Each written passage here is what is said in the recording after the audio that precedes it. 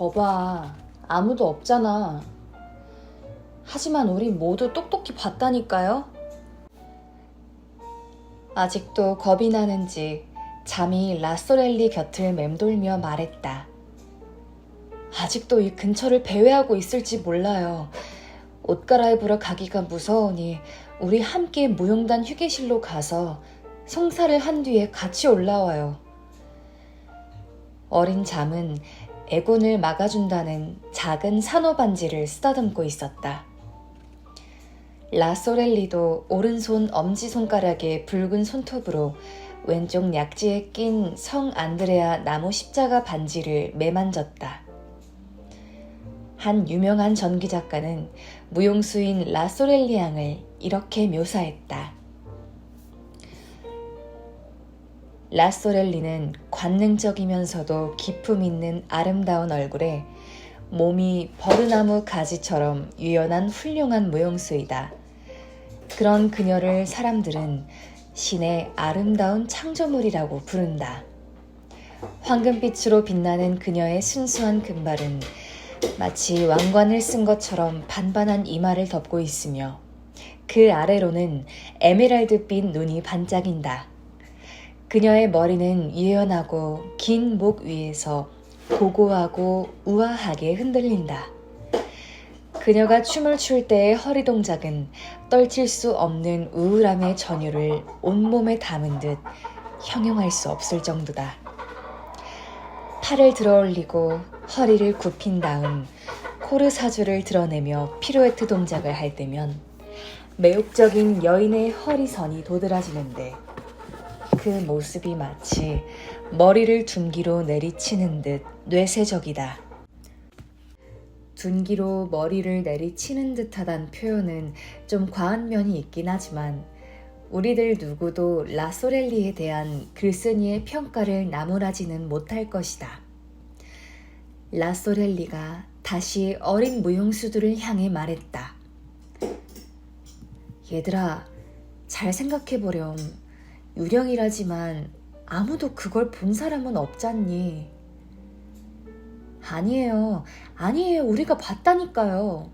방금 전에 우리 두 눈으로 똑똑히 봤어요. 꼬마 모용수들이 아우성쳤다. 그날 조제프 비케 씨가 본 것과 똑같은 해골머리에 똑같은 옷차림이었어요. 가브리엘 씨도 봤대요. 잠이 말했다. 어제 오후에요. 그것도 대낮에. 가브리엘 씨? 하창단장 말이니? 그래요. 여태 모르고 계셨어요? 그러니까 대낮에 그런 옷차림으로? 누구요? 가브리엘 씨가요? 아니, 유령 말이야. 맞아요. 똑같은 차림이었대요. 잠이 고개를 끄덕였다. 합창 단장님이 내게 얘기해 주셨어요. 옷차림을 보고 유령인 걸 알았대요. 무대 감독 사무실에 있었는데 갑자기 문이 열리더니 페르시아인이 뛰어들어왔대요. 너희도 알지? 재앙을 불러온다는 그 페르시아인 말이야. 물론 알지. 무용수들이 한 목소리로 대답했다. 무용수들은 페르시아인의 모습을 떠올리며 중지와 약지를 접어 엄지로 누르고 나머지 손가락으로 뿔 모양을 만들어 보였다. 가브리엘 씨가 워낙 미신을 잘 믿잖아요.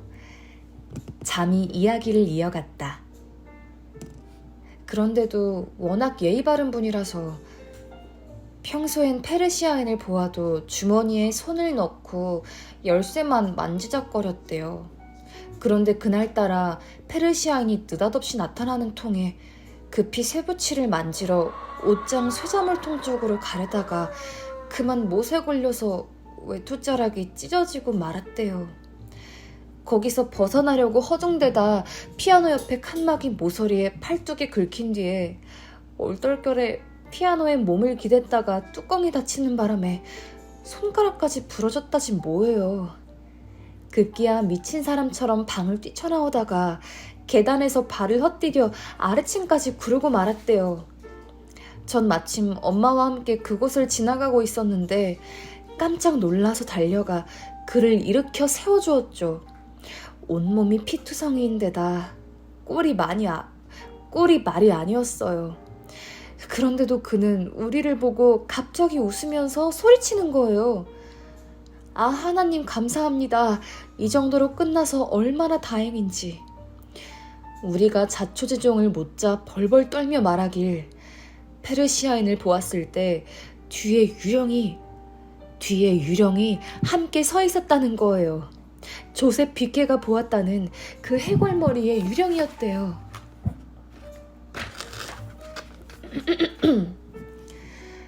잠이 마치 유령이라도 쫓아오는 듯 헐떡이며 이야기를 마치자 주인은 다시 두려움의 탄식 소리로 웅성대기 시작했다. 잠시 후 다시 주위가 조용해지고 불안에 휩싸인 라소렐리가 손톱을 물어뜯고 있는 동안 지리의 나지막한 음성이 침묵을 깨뜨렸다. 조세프 비케 씨는 입을 다물어야 했어. 뭐라고? 왜 입을 다물었어야 하는데? 누군가 물었다. 매그 지리는 누가 엿듣기라도 할까봐 두려운 듯 주변을 살피더니 낮은 소리로 대답했다. 그냥 우리 엄마 생각이. 너희 엄마가 왜 그렇게 생각하시는데? 쉿. 엄마는 유령이 자기 얘기를 하는 걸 좋아하지 않는다고 했어. 너희 엄마가 왜 그런 말씀을 하셨는데? 그러니까 아무것도 아니야. 하지만 뭔가 아는 듯 주저하는 태도가 오히려 아가씨들의 호기심을 부채질했다. 모두들 설명을 요구하며 지리를 둘러쌌다. 무용수들은 팔꿈치를 맞대고 지리 쪽으로 다가서며 두려움 섞인 몸짓으로 애원했다. 공포감과 함께 어떤 짜릿한 쾌감이 이들을 연결해주고 있었다. 말 안 하기로 맹세했단 말이야. 매그가 다시 한숨을 쉬며 말했다. 하지만 아가씨들은 꼭 비밀을 지키겠다고 약속하며 쉴 새 없이 매그를 졸라댔다. 그렇지 않아도 입이 근질거렸던 그녀는 문쪽을 힐끗거리며 결국 이야기를 시작했다. 그러니까 그게 다 박스석 때문에 벌어진 일이래. 박스석이라니? 유령의 좌석 말이야. 유령에게 전용 좌석이 있단 말이야? 유령에게 전용 좌석이 있다는 말에 무용수들은 경악하면서도 오싹한 쾌감을 느꼈다. 아가씨들이 탄성을 토해내며 말했다. 그래, 계속 얘기해봐. 쉿, 목소리를 낮춰. 매그가 주의를 주었다. 2층 5번 좌석이야. 너희도 알지? 무대 바로 왼쪽 1등석 말이야. 세상에, 말도 안 돼. 내가 말한 그대로야. 우리 엄마가 그 좌석 안내를 맡고 있잖아. 그런데 이 얘기 절대로 다른 데에서 안 할 거지? 당연하지. 계속해봐. 거기가 유령의 전용 좌석이래. 한 달이 넘도록 그 자리에는 유령 외엔 아무도 앉은 좌석이 없대. 상부에서는 그 자리는 누구에게도 주지 말라고. 그래서 정말 유령이 그 자리에 온대? 물론이지. 그래서 자리에 누가 있었대? 아니, 유령은 왔지만 그곳엔 아무도 없었대. 어린 무용수들은 멍하니 서로를 쳐다보았다. 유령이 거기에 나타났다면 해골머리에 검은색 옷을 입은 유령을 보지 못했을 리가 없었다. 바로 그 점이 매그가 납득시키려 해도 설명이 잘 안 되는 부분이었다. 바로 그거야. 유령은 사람들 눈에 보이지 않거든. 옷도 입지 않고 얼굴도 없지. 해골이니 불타는 머리니 하는 건 다 헛소리들 뿐이야. 유령은 아무 형태도 없어. 유령이 좌석에 있을 때 소리만 들릴 뿐이지 엄마도 유령을 본 적은 없고 소리만 들었대. 유령에게 공연 프로그램을 가져다 준 게 엄마이니 모를 수가 없지. 라소렐리가 이쯤에서 끼어들어야겠다고 생각했다. 꼬마지리, 너 지금 우리를 놀리는 거지? 그러자 갑자기 지리가 울음을 터뜨렸다. 아무 말도 하지 말 걸 그랬어요. 엄마가 이 사실을 알면...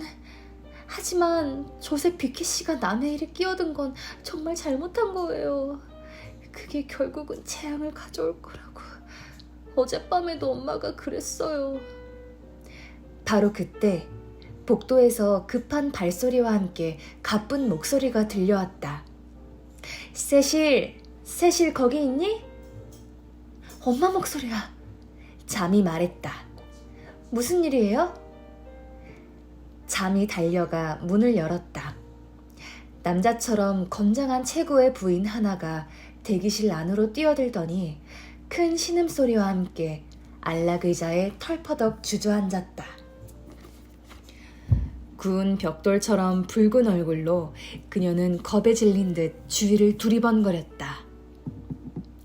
세상에 이게 대체 무슨 일이람? 왜요? 왜 그러는데요? 조제프 비키 씨가 왜요? 조제프 비키 씨가 죽었어. 순간 방 안은 공포와 탄식과 함께 좀 더 자세히 설명해달라는 아우성으로 가득 찼다. 그러니까 좀 전에 지하 3층에서 목을 맨 채로 발견되었다는구나. 그리고 더 끔찍한 건... 부인이 숨을 몰아쉬며 말을 이어갔다. 그를 처음 발견한 기술자들 말이 시체 주변에서 진홍곡 같은 노랫소리가 들렸다는구나. 유령이야. 매그 지리가 저도 모르게 내뱉었다가 얼른 제 입을 틀어막았다. 아니야. 난 아무 말도 안 했어. 아무 말도 안 했다고. 하지만 그녀를 둘러싼 모든 동료들은 겁에 질려 중얼거리고 있었다. 틀림없어. 그 유령이야. 라소렐리의 얼굴이 하얗게 질렸다. 아무래도 오늘은 송사를 못하겠어. 그녀가 말했다. 자매 어머니는 이 일에 틀림없이 유령이 관련되어 있다며 탁자 위에 놓인 과실줄을 홀짝홀짝 들이켰다. 사실 조제프 비케가 어떻게 죽었는지 아는 사람은 없었다. 수사는 단순 자살로 종결지어졌다. 드비엔 씨와 폴리니 씨의 후임 오페라 극장작 중 한 사람인 몽샤르맹 씨는 자신의 저서 어느 오페라 극장장의 회고록에서 이 사건을 다음과 같이 기술했다. 드비엔과 폴리니의 퇴임을 기념하여 연 조촐한 파티는 유감스러운 사건 때문에 엉망이 되고 말았다. 그때 나는 집무실에 앉아 있었는데 갑자기 지배인 메르시에가 뛰어들어왔다. 그는 몹시 당황하여 무대 및 지하 3층의 무대장치 벽면과 라호르의 왕 무대장식 사이에서 무대 감독이 목을 맨 채 발견되었다고 말했다. 내가 어서가 끌어내리지 않고 뭘 해요 라고 소리치고 황급히 계단을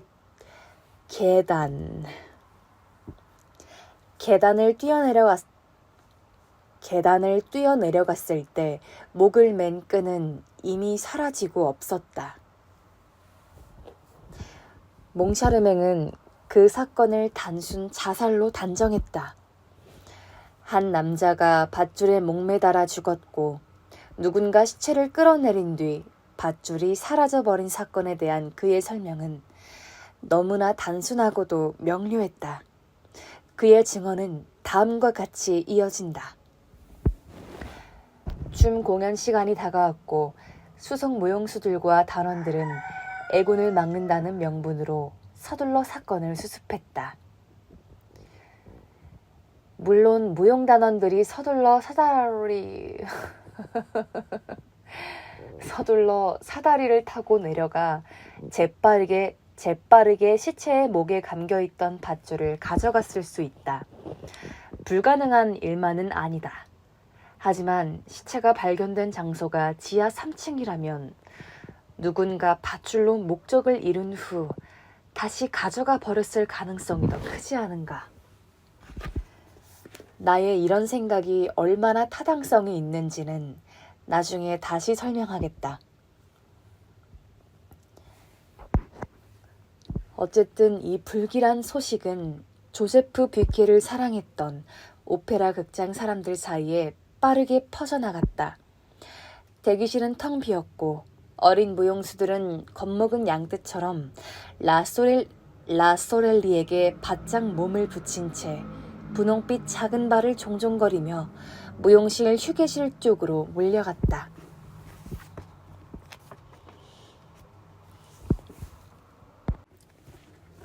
새로운 마르그리트. 라소렐리는 마침 2층으로 올라오던 샤니 백작과 마주쳤다. 평소엔 조용한 백작이었지만 그날따라 무척 흥분한 듯 보였다. 그렇지 않아도 당신에게 가려던 참이었소. 정말 멋진 밤이요, 라소렐리. 크리스틴 다이의 공연은 정말 대단했소. 백작은 예를 갖추어 숙녀에게 인사말을 건넸다. 정말요? 매그 제리가 끼어들었다. 6달 전만 해도 병든 닭처럼 힘이 없었는데. 그런데 친애하는 백작님, 지금은 저희가 지나갈 수 있도록 길을 비켜주시겠어요? 목을 메고 죽은 불쌍한 남자의 소식을 전하러 가야 하거든. 소녀가 짐짓 예의를 갖추어 말했다. 마침 바삐 그곳을 지나던 극장장이 이 말을 듣고 멈춰 섰다. 아니, 아가씨들이 그걸 어떻게 벌써 알고 있지? 그리고는 엄한 어조로 말했다. 아무튼 입도 뻥끗해선 안 돼. 무엇보다 드비엔 씨와 폴리니 씨의 귀에 들어가지 않도록. 떠나는 날에 그런 소식을 들으면 얼마나 마음이 아프겠어? 그들이 몰려갔을 때 휴게실 안은 이미 사람들로 가득 차 있었다. 샤니 백작의 말은 틀린 게 아니었다. 오늘 밤의 공연은 이전에 어떤 공연과도 비교할 수 없을 만큼 성공적이었다. 그때 참석했던 인사들이 지금까지도 아들과 손자들에게 이날의 감동을 입에서 입으로 전해줄 정도였다. 구노 레이의 생상스, 마스네 기로 들리브 등 쟁쟁한 음악가들이 차례로 지휘단상에 올라 자신들의 곡을 직접 지휘하는 모습을 상상해보라. 거기에 포르와 크라우스의 노래까지 가세했다. 하지만 이날 밤 파리 시민들을 열광시키고 도취에 몰아넣은 주인공은 누구보다 이 글을 통해 자신의 불가사의한 운명을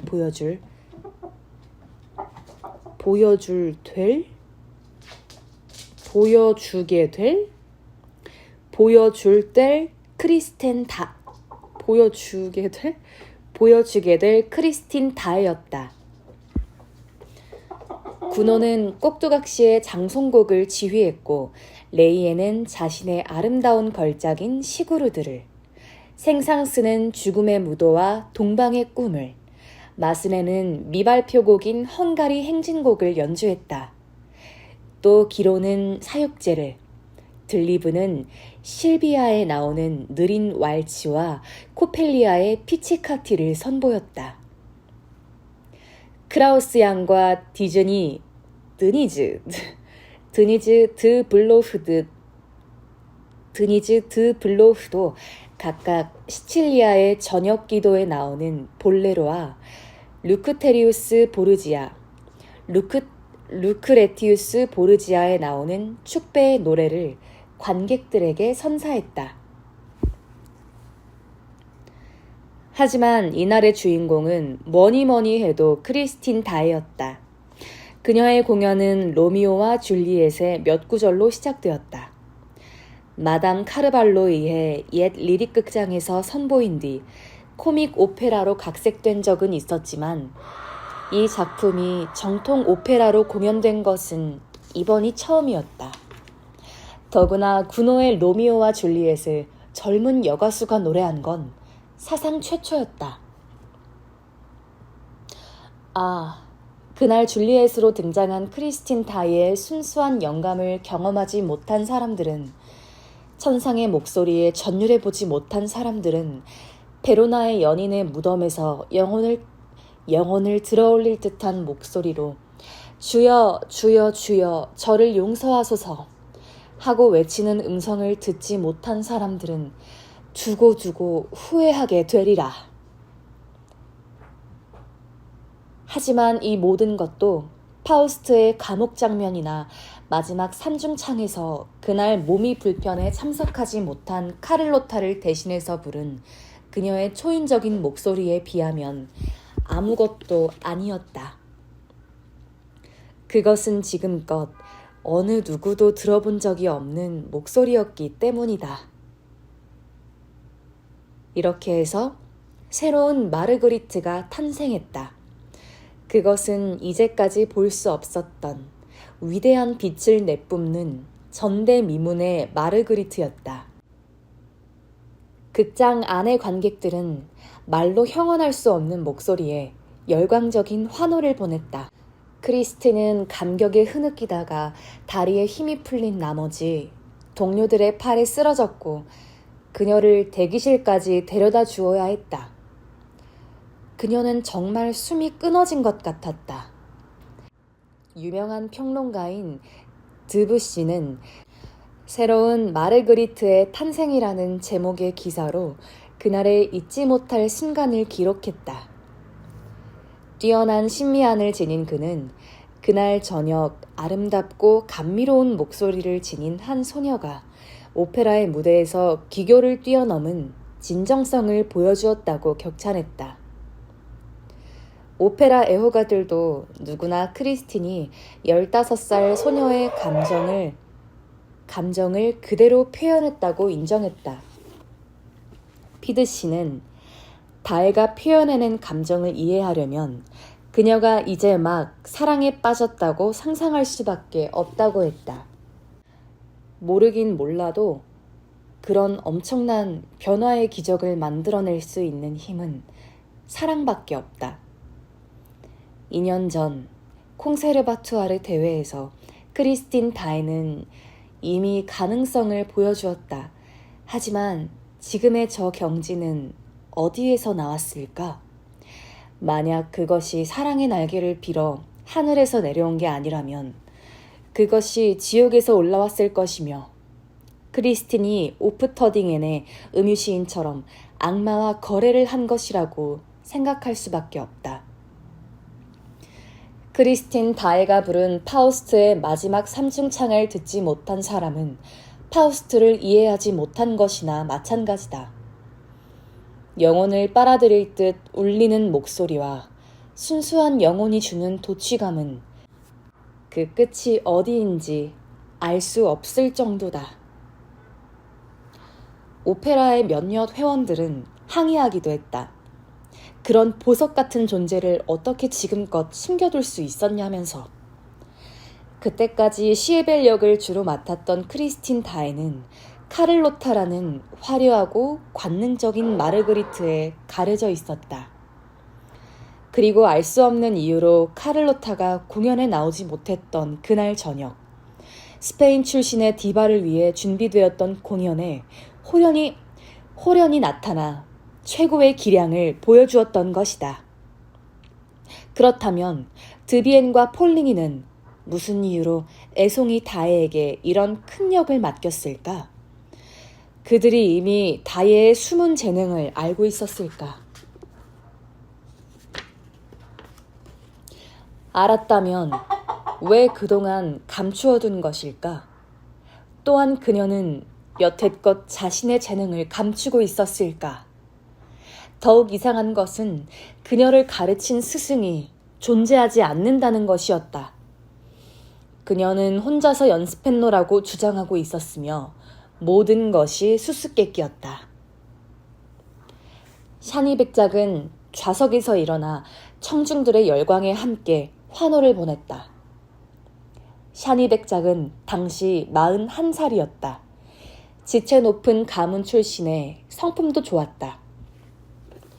평균을 조금 넘는 키에 완강해 보이는 이마.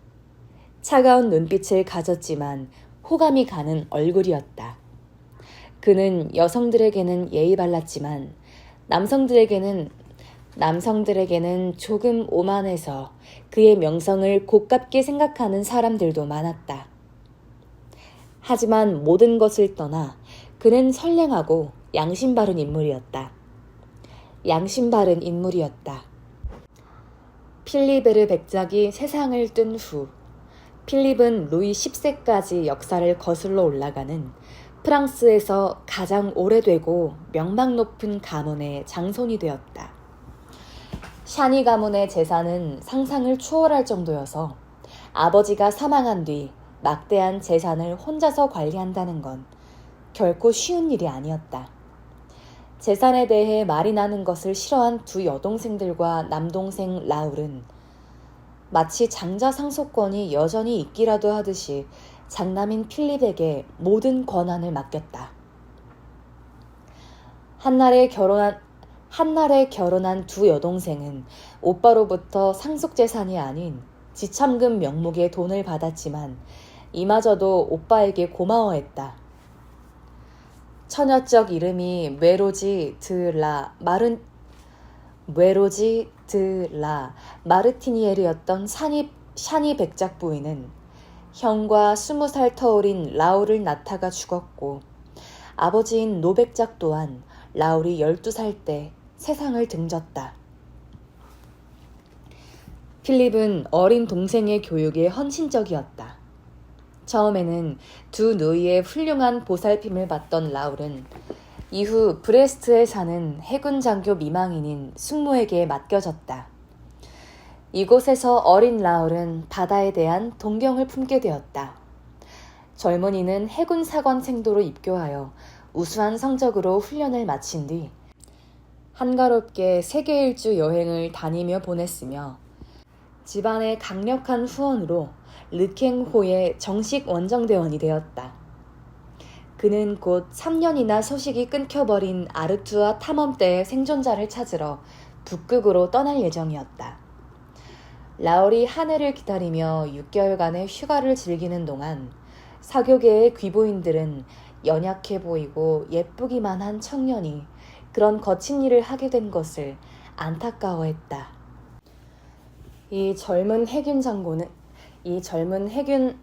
장교는 금방 엄마 품에서 벗어난 아이처럼 순진무구한 데다 유난히 수줍음이 많았다. 아마도 두 누나와 늙은 숙모의 극진한 보살핌 속에서 여자아이처럼 길러졌기 때문이리라.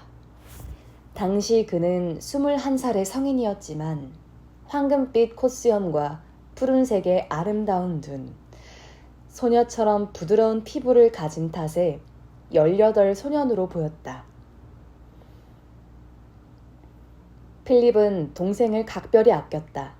라울을 무척 자랑스러워했고 동생이 샤니 가문의 선조로 해군 제도까지 오른 샤니 드 라로슈의 뒤를 이어 영광스런 지위에 오를 거라 기대했다.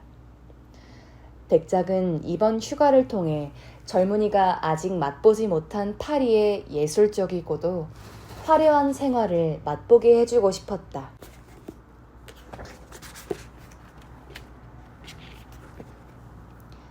백작은 라울의 나이에 지나치게 신중하게 처신하는 것이 현명하지 못하다고 생각했다. 필립 자신도 일하는 시간과 노는 시간을 잘 배분하는 편이었다. 그는 동생에게 완벽한 자기관리의 본보기를 보여주고 싶었다. 그는 어디든 동생을 데리고 다녔고 심지어 무용수들의 휴게실에도 그를 동반했다.